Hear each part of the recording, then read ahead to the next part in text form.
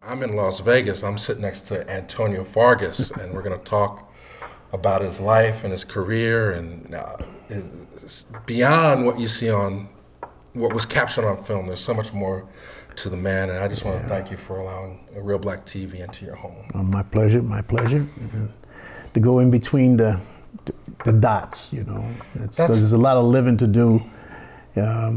We don't do this thing 24/7, but we live 24 hours every day, and so I would consider my creative side was my vacation, where I escaped, and my living part that was where the work was, you know. Okay. It's work being Antonio Fargas, the husband, the friend, the father, the cousin, all of that. But today I embrace it. In terms of, well, I mean, I think I understand what you're saying, and I would love for you to elaborate. I think despite, like, show business is a tough job, but life, we are all on a certain journey, and part of being an artist, it kind of accelerates your discovery of it. Yeah. You know, it starts early as you discover and become more aware, and because able to protect yourself. To protect yourself, you have to have a good offense. And my offense was to get into character, to get out of me. And I got good at it, and eventually I started getting paid for it. I think it kind of started when I was a youngster, growing up in Chelsea in New York. I realized that the first thing that helped protect little Tony was that I was called the lawyer in the family when I was growing up, because I could solve people's, you know, I was a people pleaser, and I didn't know that that's what I was doing, because I could make up stuff, and when people believed me, it set the wheels in motion for me to get further and further to, you know, to tell people what I wanted to hear, to deliver on the characters I had to deliver on, to, you know, to try to be a husband, to try to be all these things that I had no training, you know, training to do. So, so getting to do it in make-believe, or getting to do it in the films and plays, gave me an opportunity to experience life, but through that filter. Try guys!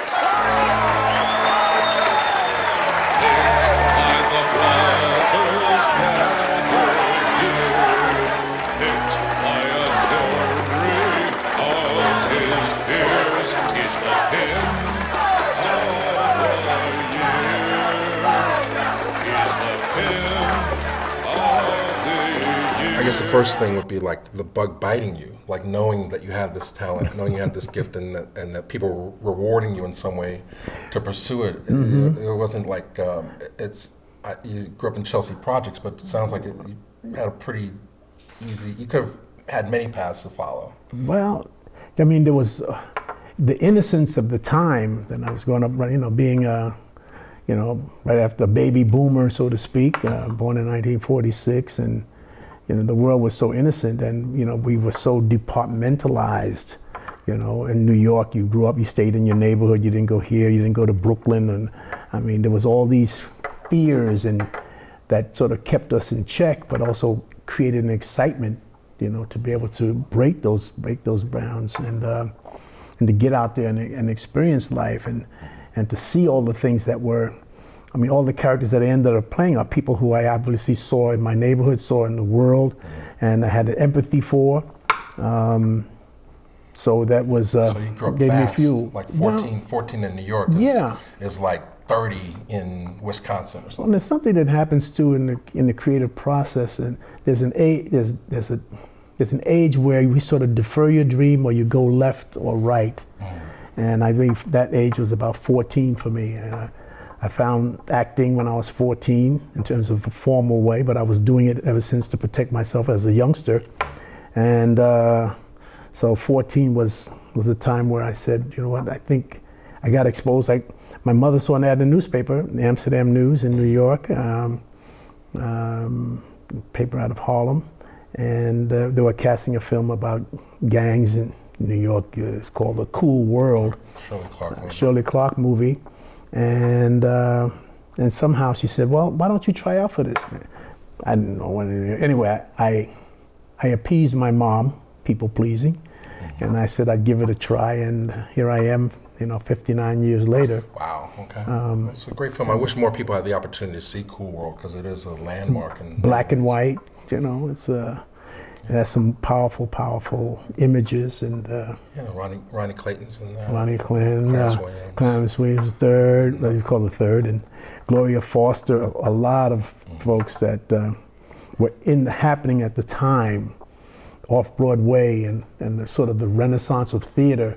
Right. And some of these people were already seasoned professionals. I consider them old, but they were just, they were just about the age of that I, when I started discovering. Like right away, you're next to competing with, interacting with some of the best talent. Well, I was doing a play. I was doing a play while I was in high school. I was doing a play, The Toilet by Amiri Baraka, Leroy Jones at the time. I was also a part of the group theater workshop, which eventually turned into the Negro Ensemble Company. But I did this play, and they were casting a theater piece, the Amen Corner by James Baldwin, to go on a European tour. And Claudia McNeil was playing the lead in it. And so everybody went down, and all the young guys in the play, and I eventually went down, and somehow I got the role. And so I turned 19, in Israel. I called it Bathing in the River Jordan, because the whole cast put their feet in the water. But I toured all over Europe with James Baldwin, mostly, traveling with us, and what an experience. And Claudia McNeil, and opening my parents had to go to pick up my diploma at high school because I had to be opening in Vienna. Wow. In so you're working this play. Professional, touring the world. Touring the world at a really young age, and just eyes wide shut, Okay, I was gonna say, how does that open your eyes? Being able, like coming from Chelsea, Lower Manhattan, to suddenly you're in Jerusalem. I was thrust into this thing, and I had people who nurtured me, but at the same time, it was every man for himself.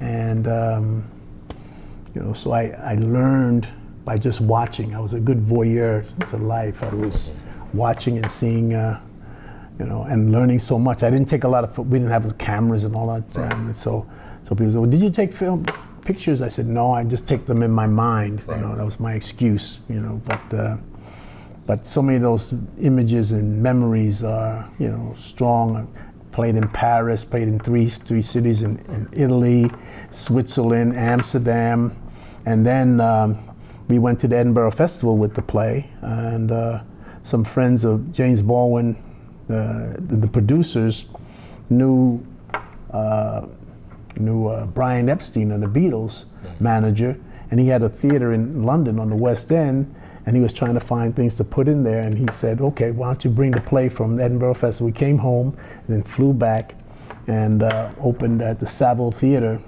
and so that was a time when the Beatles were happening, and it was just you're swept up in. Wow, yeah. So wait, so just for my own clarification, the very first acting that the world saw would have been in Cool World, or you were doing plays simultaneous? The Cool World. Okay, so that was the initiation of the bug bit. Yeah, the film bit me, but then we started doing a lot of theater. I started studying and somebody doing all recognized that. something about you. Something about me, and I was part of the Negro Ensemble Company, and in the infancy of it, and then I ended up, on Broadway doing the Great White Hope.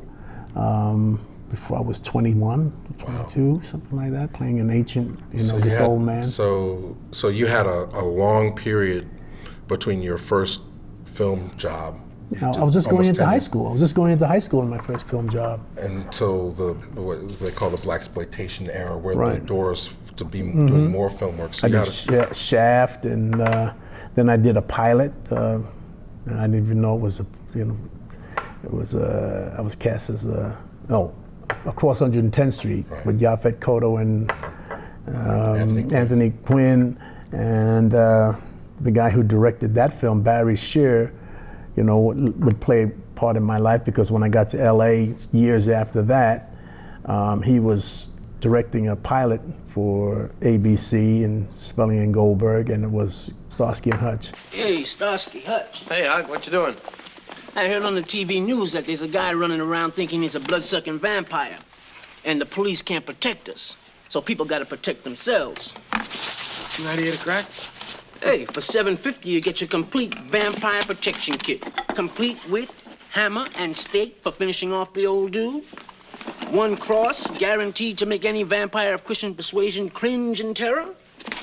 And one garlic wreath for all the rest of the denominations. So how does that happen? I mean, I'm it's definitely an age where there's enough experience for me to look back at things, and, you know, I'm preaching to everybody, like, you know, as much as we want things to be fair, it's best that you really figure out what it is that makes you unique, and that's your real true value in life is like what makes you you. I think and be you as far as take you as far as you can go, as opposed to trying to be somebody else. The spiritual journey is about that.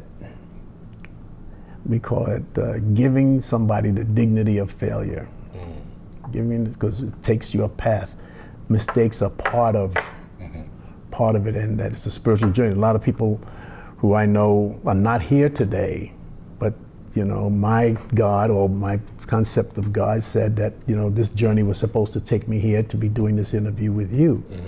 No matter what I did, we were both meant to be here right now. So being present in my life and realizing that I had to be present even when I didn't know I was being present, and that this was a spiritually guided journey that I'm discovering now, and I can live through my mistakes. I can tell my story as I look at each film I've done or each project that I've done, and I can say what was going on at that time in my life, what was happening behind the scenes of that time, what were my struggles, what were my triumphs, what were, you know, the things that I felt I couldn't share or had to cover up in order to survive. And is that the process of self-discovery? Each one of these adventures, these chapters, helps to inform you, or is it? Do you feel like it's already all there, and it's just for you to brush the dust off? I think it's we become a big ball of yarn by many missing strings, and when we unpeel the onion, untie the string, each significant becoming aware of and reliving the journey by being able to discover. Some people sit on the couch, talk to a shrink and all that other stuff, but whatever it takes to get there, to find out what my purpose was, to find out that this was my primary purpose, was to be here right now, and having been blessed with the journey that I've had through film and through life and through wives and through family, all of that. Okay. Well, it's certainly a gift. I mean, it's something I've wanted to do for a while. We've been in contact for, I think, 5 years. It was the first time, but never had the resources or opportunity to make this happen. So this is a closure thing for me. And if you're going to go that deep, then anybody watching this, there's a reason that you're watching this moment, and there's a reason why some people are going to not finish the whole video. They're not ready in their life to experience what the next thing is. Time is the most precious thing we have, and unfortunately it takes being distracted. I was distracted by I was distracted by all these things which got my attention. It was like flashy things, and they turned out to be fool's gold. But at the same time, I needed that. I needed that struggle, you know, needed to, you know, to experience the things that were flashy and that were, you know, or self-gratifying at the time. Well, first question, who at this stage in your life, how do you see yourself? How would you define even self? And then what were the wants? What were the avenues that you went through to get to this more core sense of being? In a sense, like, you know, fundamentally, why? The fundamentals is of interacting with other human beings, you know, and getting a chance to have a voice for other human beings. I always talked about my brother was gay, and And I remember my father, not a Puerto Rican macho guy, not him accepting that. And I remember him getting physical with my brother because he caught him with his lover. And so those are the things that. So when I had an opportunity to speak for those people in terms of the roles that I played, I was always trying to channel giving something back, that pain or whatever it was, to represent. Look, I'm so tired of you running off at your mouth that's getting me down, honey. Why don't you just leave and be an assassin? Or the only thing you're good at shooting off is your big mouth? Would you please get out of my face, you sorry-looking faggot? Who are you calling sorry looking? Can't you all see that she ain't funny? She's just another poor example of how the system has of destroying our men. Honey, I am more man than you'll ever be, and more woman than you'll ever get. I think I'm in love. Seriously? Outrageously. I met him in a bar this morning. He's an incredible creature. Tall, blonde, sort of a Butch Marlena Dietrich. Bernstein's in love. I met a most wonderful man this morning. Well, that was fast. My dear, if it isn't fast, it isn't love. A lot of people obviously, watching Car Wash. Next Stop Greenwich Village. Next Stop Greenwich Village is probably a more humanistic portrayal of that characterization, and characters at the margins of a lot of things. I think even the role you did in Pretty Baby is somebody that deserved their own film in a sense. Well, I think I've done cameo roles in a lot of films, so when I get the script, I find out where my character is and I throw away the other pages because it is about me. It is about that moment, and less is more because I had to work with less. I had to put more into it, and my time is a precious time. That when they said action and cut, I had to deliver. Well, gentlemen, I'm getting impatient. I'll bid $100. I'm bidding $120. Remember, gentlemen, she's as fresh as a baby's lips. 160. 65. 175. 180. Oh, God, I'm getting out of my reach. $200. Gentlemen, 210. Yeah, Well, I'll top that with 225.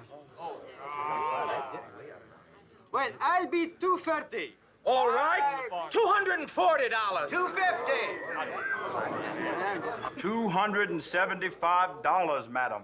Charles Woods, he said, Antonio Fargas, he's the scene stealer. Every movie he's in, when he comes on, you pay attention, you know who he was. And certainly, as a young kid, growing up watching TV, there weren't very many images of anybody, my Hugh. So Huggy Bear, the fact that you're on TV for 3-4 years, being that person, I think it charged a lot of people's magnets. People call it an icon, or people call it a brand, but I've been in the theater when people didn't know I was there. When I appeared on the film, there seemed to be kind of like a buzz that would go on. Sitting in front of Eddie Murphy at the premiere of I'm Gonna Get You Sucker, and he said, when my scene came on, he said, that's the funniest shit I've ever seen. And so when you get this kind of endorsement by people who have an eye, and to say, you wouldn't want too much of me on the screen because it would be seen stealing, but because it's just the commitment, the commitment to character, the commitment to the believability of who I am, who I'm trying to portray. You do a character and you find out, well, where did he go to school? Who hurt him? What were the pains? What were the sorrows? What were the triumphs? And that's the stuff that fuels that's underneath the character. How many masks did I have to wear in order to survive? And that's why I love the characters like pimps and drug addicts and transvestites and all that stuff, because they were the people who were fighting for survival. And being an African American, we had to fight for survival just because of who we were. I like that. I mean, but let's So, but I want to go back to that. But in terms of your training and the preparation, the 10 years leading up to these film roles, you know, what advice, what lessons were you learning on the stage? Who were your mentors? Mentors were Robert Hooks, even the people who were my peers around me, Cleavon Little and a man from Cooley High. Oh, yeah, Glenn Turman. Glenn Turman. All those guys who were like hungry. We were just hungry, and we had a family kind of thing. We weren't like separated.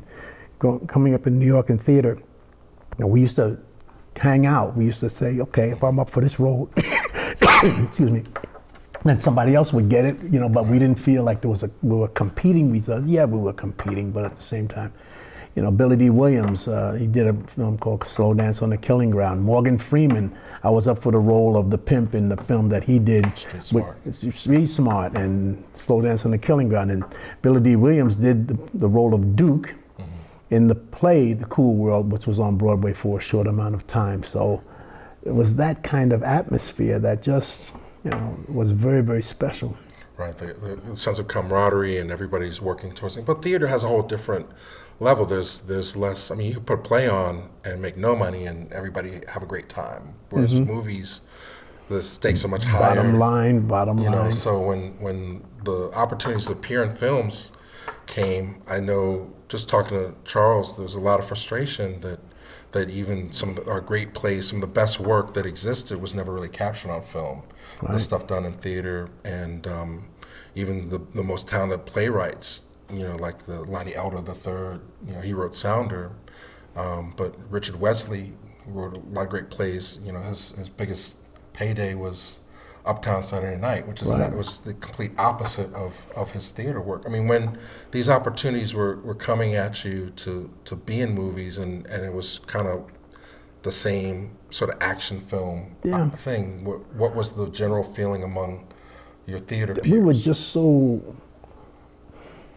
I think both people were evolving at the same time. We didn't get snobbery until, I mean, the snobbery that we used to have about black folks thinking about Amos and Andy, and then they were thinking about, you know, Tyler Perry. I mean, all of that stuff is just an evolution. And August Wilson, you know, the elite, you know, looking at more people running to see Tyler stuff than than that. I mean, so a value system placed on the experience. Value system placed on entertainment, and so it was. You know, so both things were happening at the same time, and we all were just so happy to be working. After all you've been through, what are you going to learn? Look, it's a legitimate business. Almost. But it's better than being a paid informer like that big shot boyfriend of yours. And where is he now? He's probably at the bottom of the river, polluting it with his feet in a bucket of cement. Shut up about him, Link. Okay. How is Huggy Bear not in Roots? What's going on? I don't know. That's why Anyway, sometimes being absent in projects reminds people about my talent.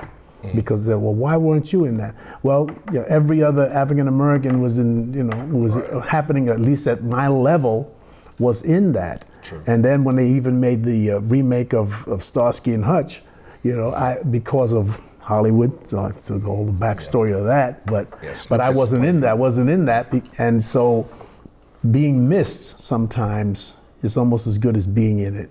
You know, I don't know how that works because it hurts the bottom line, but there are roles where people say, well, you know, if they can't get me, then they'll get somebody else like that, you know, or people who have, or we know whose shoulders we stand on, you know. A lot of these young actors know, who are into their history, know whose shoulders they stand on.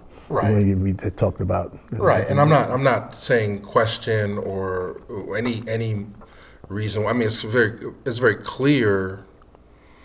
You know, on an economic level, it's a slam dunk to put Pam Grier on a poster with a gun versus, hey, ain't supposed to die a natural death. You know what I mean? So I'm not saying that, but I'm in terms of the respect that you have for the craft, and then the opportunities being given to you, and you say, okay, well, this it's a 90-minute movie. I'm only going to be in 5 scenes. Yeah. You know, what's the conversation among actors that really want, you know, to? Well, sometimes people were hired just because the most talented singers are not always the one with the record companies, and the most talented actors are not always the ones.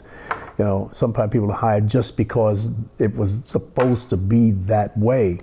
And you know, so when you get hired because you are that type of character who sort of set the mold for that. Right.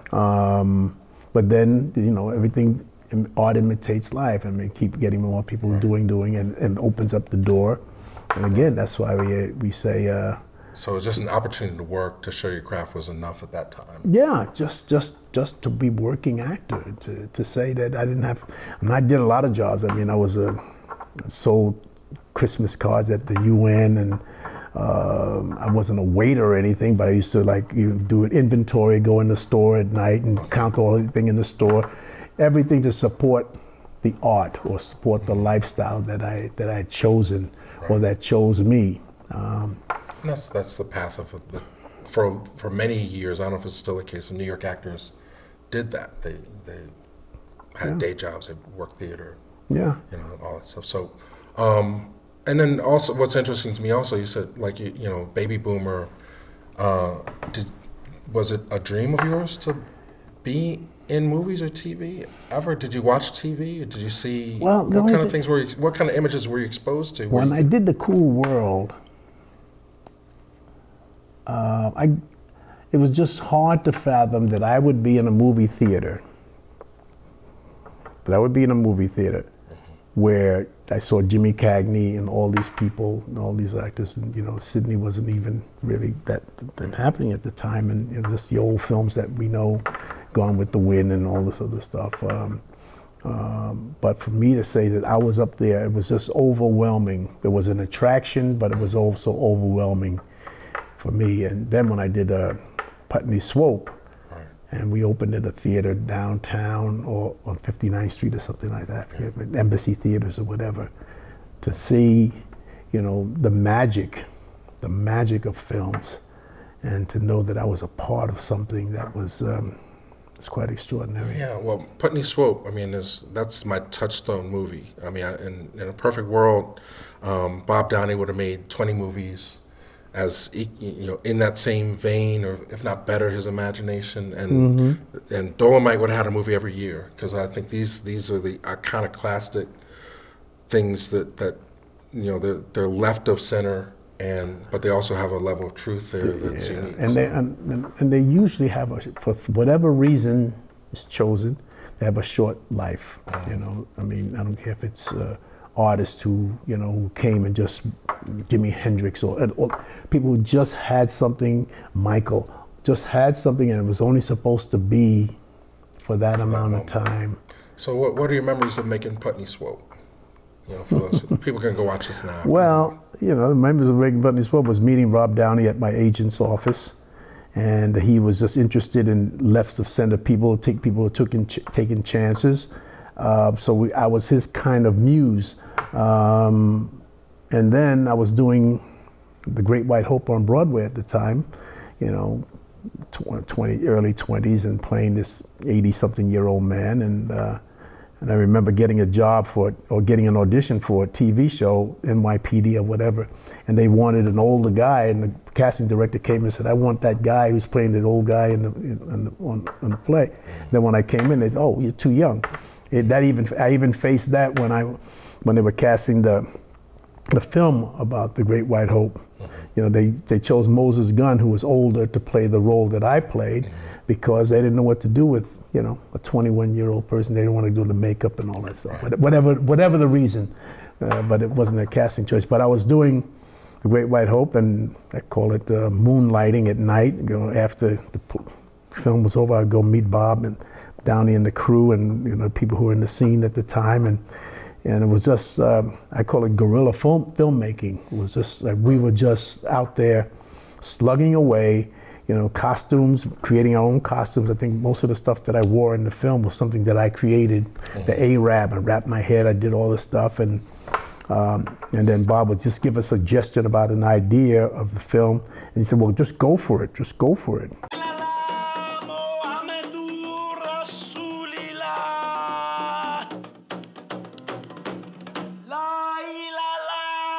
Mixed media, Rasul.